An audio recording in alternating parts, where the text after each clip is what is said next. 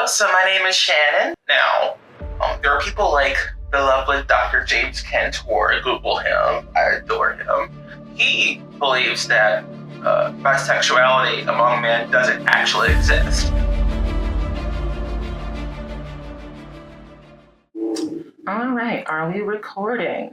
Hey everyone, my name is Shannon and welcome to my channel.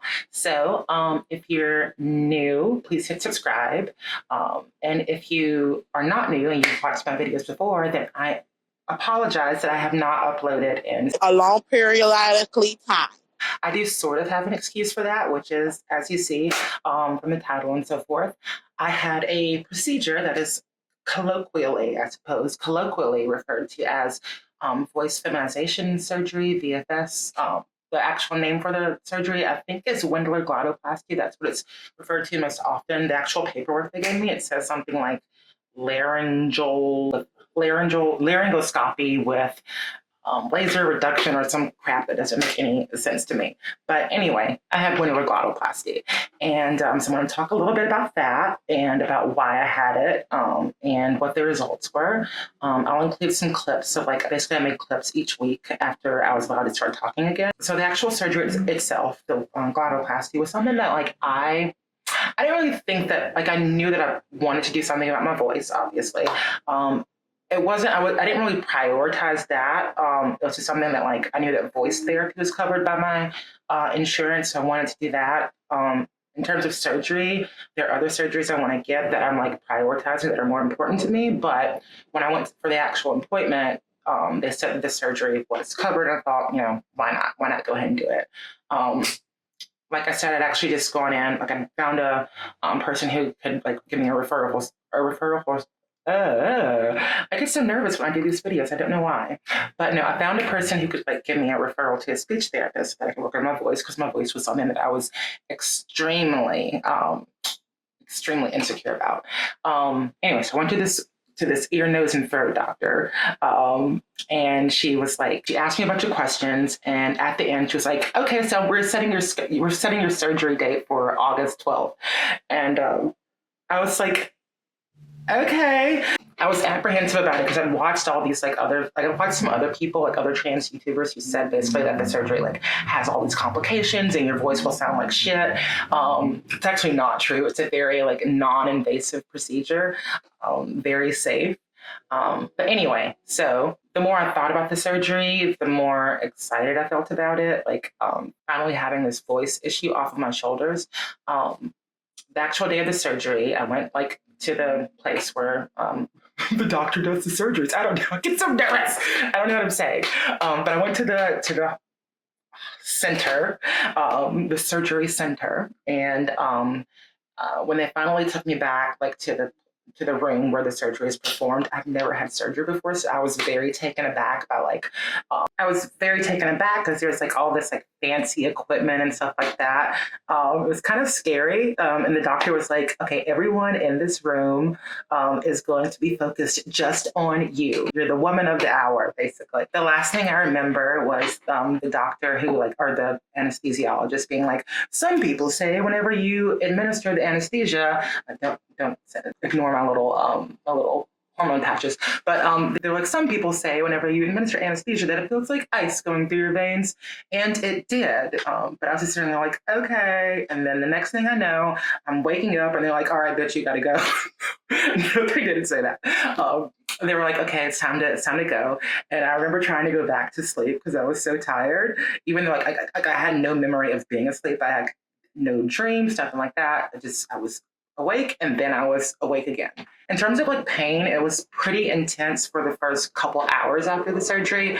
And a big part of that was because like they stick like this tube or whatever, like into your mouth, down your throat. And like, so you're going to be very sore. It felt very much like having like a very severe like sore throat or something like that. But it wasn't like intolerable. It just was very unpleasant. And so they didn't give me like any like hardcore pain relievers or anything. They just gave me like extra strength Tylenol, which it helped, you know, it was tolerable. They gave me like, obviously they gave me instructions for like recovery instructions. You're not supposed to talk for the first few weeks after the surgery, for the first like 2 or 3 weeks. I mean, for obvious reasons, because your vocal cords are still healing. So I took that very seriously. I've, for the most part, followed it. The only thing that I did was like I coughed and sneezed. And you know, people have like stress sighs. So like, when they're stressed out, mine are, okay. I do that a lot, and I did that a few times, but nothing bad happened. I just took 2 weeks off of work and I sat at home and I watched like Ferris Bueller's Day Off and shit like that. Have a really big crush on Matthew Broderick now after watching that. Anyway, I get so nervous when I make these videos. Just ignore my little tics and stuff like that. So let's talk about when I first started talking. I'm going to include some like clips in here, like I would take videos of myself talking. When I first tried, I was obviously very, very hoarse. So I'm just going to try reading a page from this book. Anyway, I'll start at the top. Since then, subculture theory has experienced many alterations on its. I could only access like a little, tiny little bit of like my overall vocal range, like that, just that much. And it was very hoarse. It was a lot lower than what I'm speaking at now. So I thought at the time that the surgery hadn't worked, like maybe because I'd like coughed those times or something, I'd like popped a stitch or whatever, and I like emailed the doctor, and she was like, girl, that's very unlikely. We don't even use stitches. We use like a more advanced adhesive. You know, did you see all that fancy equipment when you were in there? That's not exactly how she said it, but I think that's what she was thinking. No, so that alleviated some of my worry, obviously. But anyway, my doctor was like, try not talking again for a few more days. So I did that. And then like when I went to work, obviously I was talking again. And my coworker was like, you sound like Minnie Mouse. Because by that point, I was able to access like that one register that I was talking at the first time I tried talking. And then this much higher register that sounded like Minnie Mouse. All right, so pardon the fact that my hair looks like shit, but today is the 3rd week since I had my vocal feminization surgery. I'm still pretty hoarse, obviously, but I do sound a lot better than I did last week. But like, I can't even do it now. It's like, it was up here, you know? Which was like my biggest fear, by the way, that I was kind of like this surgery only to sound like Minnie Mouse for the rest of my life. But anyway, as you can see from like the clips I'm including of myself like week to week, I know it's only been a few days since I last updated about my voice surgery. I do feel like my voice has dropped a little bit in the last few days. All right, so it's officially been 4 weeks since I had my vocal feminization surgery.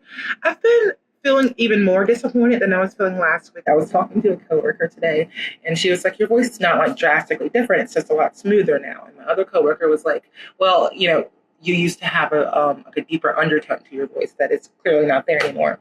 And those are things to be very grateful for. Hey everyone, so I know it's been a little while since I updated about my voice, but I figured I'd go ahead and do that now before I wash my makeup off. It got gradually better, gradually clearer, less hoarse. I was able to access more and more of my range. I actually felt like a little bit depressed for a while, I guess, because I tend to be very hard on myself. And so I thought, this is not the voice that I was expecting. I was expecting to have this very like, I don't even know what I was expecting. Just a very, very high, like, whatever I hear, like, biological women, whenever they talk, what they sound like, that's what I was expecting to sound like. And I was still thinking I must have done something wrong, like, while I was recovering, that made my voice not reach what I was expecting it to reach.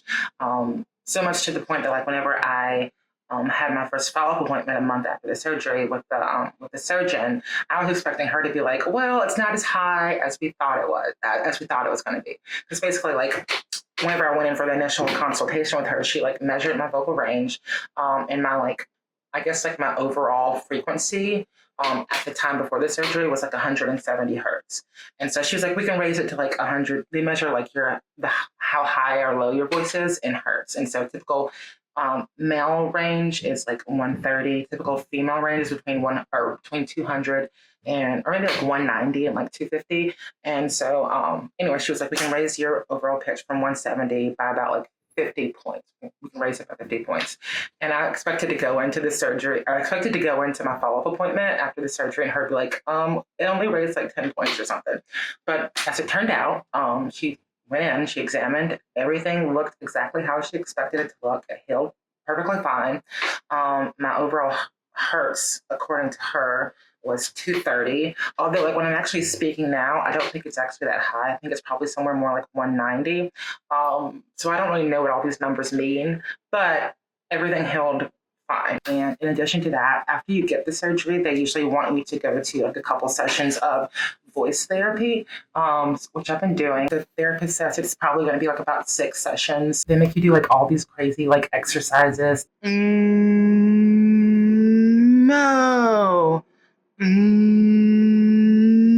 No.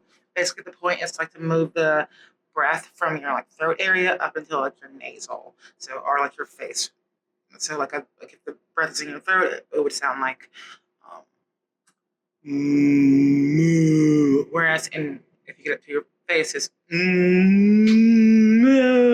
Isn't it fun being a farm animal? And the voice training is basically to cover everything aside from pitch, because like when you're talking about like transitioning and passing as a woman, when it comes to your voice, pitch is obviously like the most important factor, but there's other factors like something called resonance, breath support, stuff like that.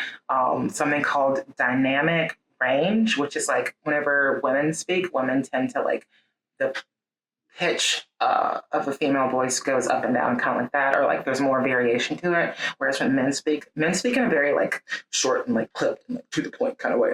Whereas women tend to like sort of sing almost. So it's just I like to think of the voice training as like kind of fine tuning a little bit. But anyway, so that's what I did. That's what I've been doing. I don't think my voice is overall in the end it's not that much different. It's not that much different, but it's noticeable. It's smoother. It's lighter.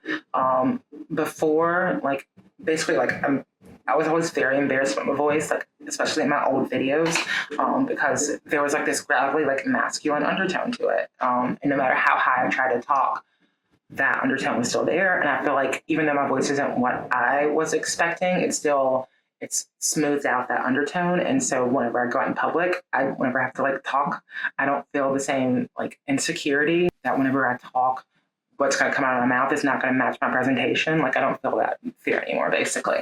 So that's pretty much the biggest reason why I opted to do something about my voice in the first place. Because before the surgery, my voice was probably like the biggest thing that would get me misgendered, as they call it in public, where someone like would refer to me as male. I don't think that I'm at like a point in my transition where like I truly pass yet, but I think that my presentation overall is pretty good. It's very, very obvious that I identify as female, that I want to be called she, and so forth and so on. But there would still be some people before the surgery, and there would be some people who would, I guess, ignore everything else, and they'd hear my voice and call me he or something like that, and that would like ruin my day. It was actually extremely distressing enough for me to do something about it. I don't know how I kind of figured it out, but I just kind of knew that the voice was the biggest reason for that. I feel like, you can get away with a lot in terms of like passing, which I'm going to do another video about passing because I don't think passing means what people say that it means. But you can get away with a lot of like being clocky in a lot of other ways if your voice actually sounds female. But if your voice sounds male or like recognizably male, that's what, I don't know, there's just something like that is what like will really color people's perception of you, or at least color like some people's interpretation of you. So I guess like in my case, like people were maybe clocking me in their heads, but like it's very obvious that I identify as female and I seem very feminine in other ways, but like if they're hearing the voice, they're clocking in their heads, and most people won't say anything, but every now and then some person is like either rude or socially incompetent enough, or like I don't know, to misgender you to your face, or misgender, like say something in reference to you right in front of you and misgender you. I don't want to go into it because it's like, I do think at least a percentage of those people were just doing that to be rude, but I won't go into it.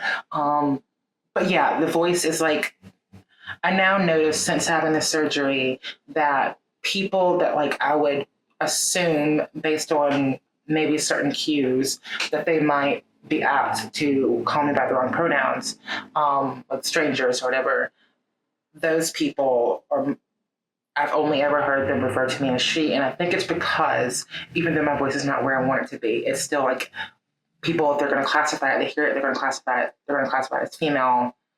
It sounds more female to them, so I think that colors their perception of me in a way. I don't really know how to explain it because it's like I still think a lot of these people are able to clock me, but I think that like as opposed to coming off more like a man who's transitioning to a woman. I think I'm at a point in my transition where I'm starting to come off more like a woman with like some odd features, or a woman with like maybe bigger features, or like a little huskier voice or something like that.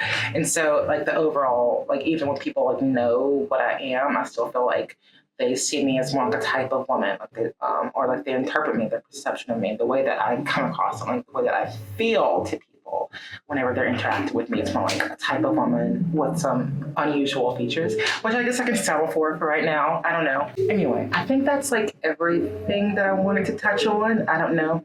Can you hear the music outside? There's always street music whenever I'm recording. But what was I saying? I don't know what my voice will sound like in the coming months.